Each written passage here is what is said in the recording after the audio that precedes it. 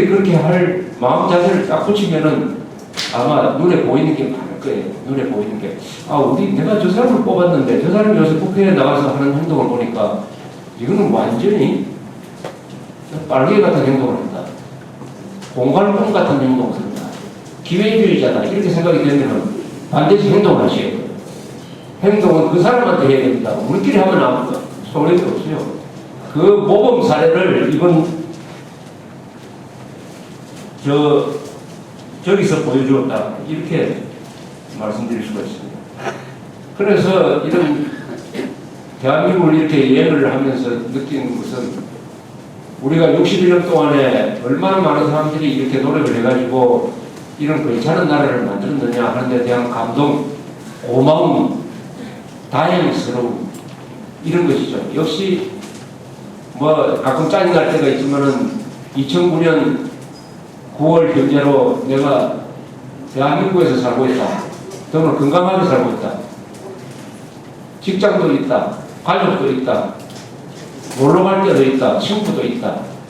즐길만한 경치도 있다. 자동차도 있다. 이렇게 생각하면 불행할 자격이 없다. 한국인으로 태어나면 불행할 자격이 없다. 하는 것을 느끼면서 또 한속에는 불안이 삭히는 것입니다. 이렇게 근사한 나라가 있는데 요거를 공짜로 먹으려고 하는 자들이 있단 말이에요. 요런 나라를 만드는데 숟가락 하나 얹지도 않고 삽질 한 번도 한 적이 없는 인간들이 요걸 공짜로 먹으려고 버티고 있는 세력이 있다. 북한에는 김정일 세력이고 남한에는 그 김정일 세력을 편드는 종북 세력이고 그 종북 세력 중에서 핵심 세력이 민노당이고 민노당을 만들어낸 오체로스의 민노총인데 드디어 공무원 12만 명이 곧 민노총에 들어간다. 이러니까 이 아름다운 대한민국이 불안하게 보입니다. 불안하게 보여요. 야, 이렇게 근사한 나라가 있는데 이거 잘못하면 소매치기 당하겠다.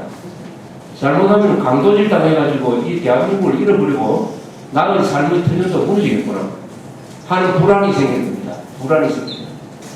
그 불안이 있기 때문에 우리가 이런 자리가 만들어지고 또 이런 대화가 오가면서 이걸 어떻게 하느냐 하는 이제 논의를 하게 되는 것입니다.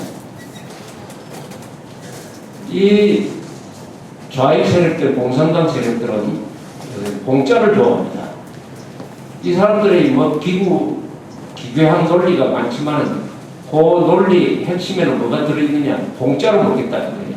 땀 흘리는 사람 따로 있고 땀 흘리는 사람을 친일파로 몰고 땀 흘리는 사람을 수구 세력으로 몰고 땀 흘리는 사람을 독자 세력으로 몰아가지고 공짜로 먹어버리면 되는 거 아니냐? 이렇게 전략을 딱 세우고 있습니다. 그런데 이 땀 흘린 사람, 피와 땀과 눈물을 흘린 이 한국의 보수 세력이 용기만 잃지 않는다면은, 투지만 있다면은, 그런 공짜 심리를 가진 저 집단을 하루아침에 해장거리도 아니게 요리할 수도 있어요. 근데 또 두 번째 위기는 뭐냐?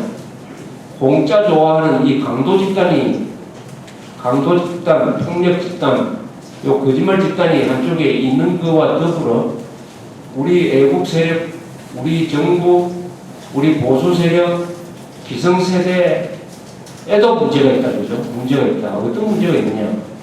용기가 없다. 투지가 없다. 평화 속에서 그냥 적당히 살면 된다. 굳이 적과 악과 불법과 폭력 세력과 마주해가면서 싸울 필요가 있느냐? 굳이 그렇게 살 필요 없느냐? 내 당대에 적당히 살면 되지. 평화가 최고다. 불력적인 평화라도 좋다. 거기 공동묘지의 평화라도 좋다. 평화는 다 좋은 것이다. 이렇게 생각하는 사람들이 의외로 많아졌다는 사실입니다.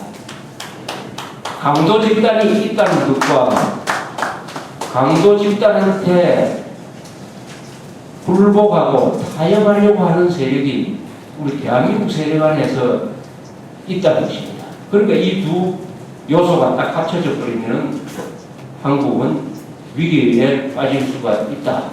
지금은 뭐 괜찮을 것 같지만은, 지금은 이런 상태로 갈 것 같지만은, 우리가 이런 경우에 이제 역사의 교훈을 찾아야 돼요. 우리가 인류가 역사를 한 5,000년쯤 만들어가면서 보니까 그동안에 나라가 만들어졌다가 망하기도 하고 하는 이런 여러 관계를 보면서 역사에서 배우는 게 있습니다. 그래서 역사를 배우는 이유가 바로 오늘날 대한민국에서 우리가 겪고 있는 이런 모순이 과거 다른 나라에는 어떻게 일어나가 어떻게 해결되었느냐 하는 것을 보면서 어떤 교훈 그리고 어떤 힌트 이런 걸 얻기 위해서 우리가 역사를 공부하는 겁니다. 역사를. 많은 사람들이 이렇게 생각합니다. 대한민국은 이렇게 잘 사니까 저절로 통일된다. 저절로 인류 국가가 된다. 이렇게 생각합니다. 저절로 자연스럽게 이렇게 된다. 이제는 희생을 치를 필요도 없다. 이렇게 생각하는 것입니다. 그런데 역사를 보면 그렇지 않은 경우가 많아요. 고대 그리스에서는 가난하면서도 군대를 열심히 키웠던 스파르타가 자유인으로서 아주 풍요롭게 살던 아테네를 먹었습니다. 스파르타가 아테네한테 이겼어요. 비근한 예로 1975년에는 거지 군대 베트콩 월맹이 미국 도움으로 잘 살던 신무기를 가지고 있던 월남을 먹었습니다. 이분도 쫓아내버렸습니다. 저 징기스칸 군대, 몽골 군대는 그 뭐 짐승과 같은 군대죠. 그런데 그 당시에 세계에서 제일 잘 살던 송나라도 먹어 치워버리고 찬란한 문화를 가지고 있던 이란은 그냥 황폐화 시켜버리고 해가지고 이 문명 국가를 다 쓸어버렸습니다. 거지 군대가 부자 나라를 싹 쓸어버렸어요. 이게 징기스칸의 세계 정복입니다. 그 다음에 1939년 올해가 2차 세계대전이 일어난 70주년입니다. 독일이 불란서를 6주간에 해치워버렸습니다. 불란서는 민주국가로서 풍요롭게 살고 있습니다.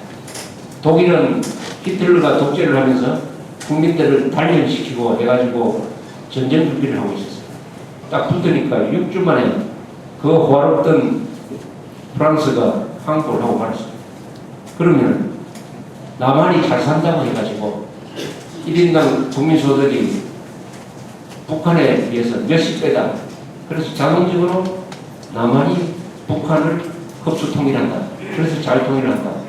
라는 법칙이 성립되지 않는 것입니다. 성립되지 않아요. 성립된다고 생각하는 착각입니다. 그 착각은 왜냐? 1973년 7월 27일 날 휴전 이후에 평화가 56년 계속되니까 지금은 전쟁 시기가 아니고 평화의 시기다. 이렇게 착각을 하게 되었습니다. 그래서 평화의 시기에는 평화롭게 살아야지 누가 싸워서는 안 된다. 될 수 있는 대로 싸움은 피하자. 북한과의 싸움도 피하고 북한의 지령을 받는 남한의 종국과의 세력과의 싸움도 피하고 정교조와의 싸움도 피하고 민노총과의 싸움도 피하고 MBC와의 싸움도 피하자. 피하자. 왜냐? 평화의 시기이기 때문에 싸움 안 하는 게 최고다. 이렇게 생각한다면은 대통령까지 그렇게 생각한다면 국방장관까지 그렇게 생각한다면은 그때는 송나라가 징기스칸 군대한테 당했듯이 남한이 용맹무상한 북한군한테 암당하면 그게 이상합니다. 그게 이상합니다. 그런데 놀랍게도 우리나라 대통령, 국방장관 이런 사람들이 그런 평화의 논리에 지금 취하고 있습니다. 평화의 논리에 취하고 있어요. 평화의 논리에 취해가지고 이명박 국방장관 이 두 사람의 하는 행태를 보면은 요 앞에 국방장관 말고 이번에 국방장관 된 사람 등등 군지위가 하는 행태를 보고 있으면은 이 친북 좌익 세력들의 논리 평화의 시기이므로 우리가 전쟁은 생각도 해서도 안 된다. 전쟁을 준비해서도 안 된다. 평화의 시기이므로 전쟁을 준비해서도 안 된다. 평화를 얻으려면 전쟁을 준비해야 된다는 유명한 말이 있습니다. 전쟁에 대비해야 평화를 얻을 수 있다. 그게 아니고 전쟁 평화의 시기이므로 전쟁 같은 소리는 하지도 마라 말이야. 하는 논리에 지금 점점 감염이 되어버렸어요. 이게 신종 플루예요. 이게 일종의 평화라는 바이러스가 있습니다. 평화라는 바이러스. 위선적 평화. 지금 대한민국은 평화 시대라고 하는 거대한 착각을 불러일으켜가지고 우리가 저 남태평양에 있는 통갈한 나라처럼 살아야 된다. 휴전선 그거 없다고 생각하고 휴전선 있다고 생각하면 괜히 골치 아프니까 그거 없다고 생각하냐. 빨갱이 한국에 무슨 빨갱이가 있느냐. 없다고 생각하냐. 김정일도 사람이지. 이렇게 생각하면서 서로 마음 편하게 살자.